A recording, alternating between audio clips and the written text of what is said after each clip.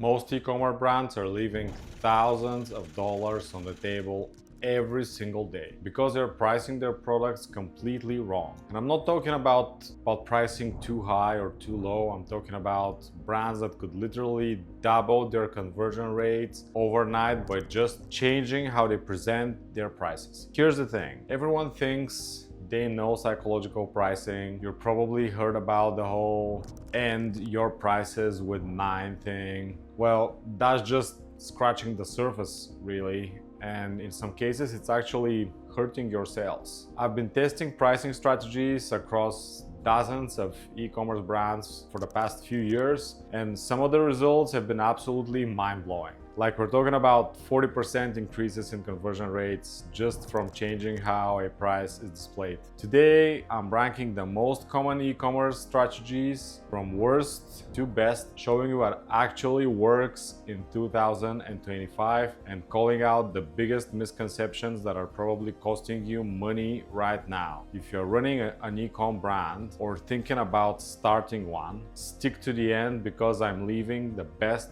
for last. This video could literally be worth thousands of dollars to you. Let's start at the bottom. The first strategy I see everywhere that needs to disappear immediately is what I call random charm pricing. This is where brands just slap a 9 at the end of every price because someone told them it works better. The problem is they're doing it completely wrong, and it's actually making their products look cheap when they shouldn't. There's actually a science to when the charm pricing thing works and when it destroys your brand's perception. What's crazy is that charm pricing only works when your customer is price sensitive and shopping around for the best deal. If you're selling premium product or you're trying to position yourself as a luxury brand, anything your prices in 9 actually makes you look really desperate. I've seen skincare brands selling high-end serums for $199.99 and wondering why they can't shake the cheap perception. Your pricing should match your positioning, not work against it. Next up is a strategy that works sometimes, but it's overrated.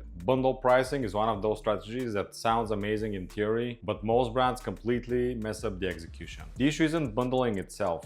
It's that most e-commerce brands create bundles that make no sense to the customer or they don't present the value correctly. I've seen brands create bundles that actually confuse customers more than help them, which obviously kills conversions. The biggest mistake I see with bundle pricing is brands just throwing random products together and calling it a day. Like a skincare brand bundling a face wash, a random supplement, and a hair tie just because they want to increase the average order value. That's not a bundle, that's just confusing. Effective bundles solve a complete problem or help customers achieve specific outcome, not just move inventory. And what's even better is if you allow your customers to choose the products for their bundle themselves rather than offering something that's completely random. Either this, or even better, you offer like a solution to their problem, like a facial set that's like only for your face and not just some random items thrown together. If you're watching this and recognizing some of these challenges in your own Shopify store, you're not alone. This is exactly what we help brands solve every single day. If you'd like expert support to improve your store's design, performance, and conversions, click the link in the description to book a free strategy call with our team. And now, let's get back into it. Moving to mid-tier, here's a strategy that could work very well if done well.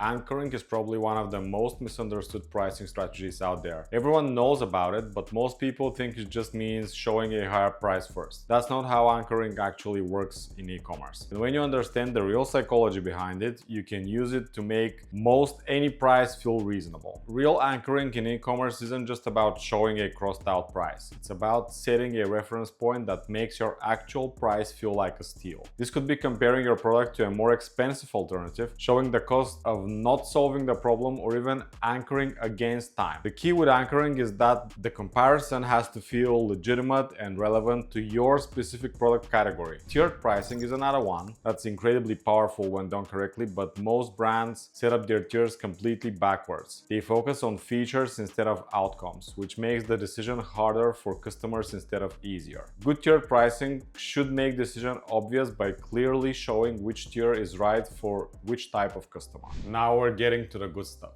Strategies that actually move the needle. Social proof pricing is something most brands completely ignore. but it's one of the most powerful psychological triggers you can use. This isn't just about showing how many people bought something, it's about using social proof to justify your prices and make customers feel confident about their purchase decision. The best social proof pricing shows specifically who's buying and why the price makes sense to them. You're not just showing popularity, you're showing that smart people think your price is reasonable. What really works is showing social proof that makes your price feel like a bargain compared to alternatives or the value customers actually get from your products. Scarcity and urgency around pricing can be incredibly effective, but here's where most brands screw it up. They use fake scarcity that customers can see right through. Real scarcity-based pricing requires completely different approach that most brands have never even considered. The problem with fake scarcity is that actually hurts your brand's trust when customers figure it out. If your limited time sale runs every month, you are training customers to wait for the next sale. What works much better is creating legitimate urgency around price increases or creating scarcity around bonuses that actually have real limitations. This works really well for premium products where scarcity makes them much more desirable. And finally, the strategy that's crushing it right now. The strategy that's working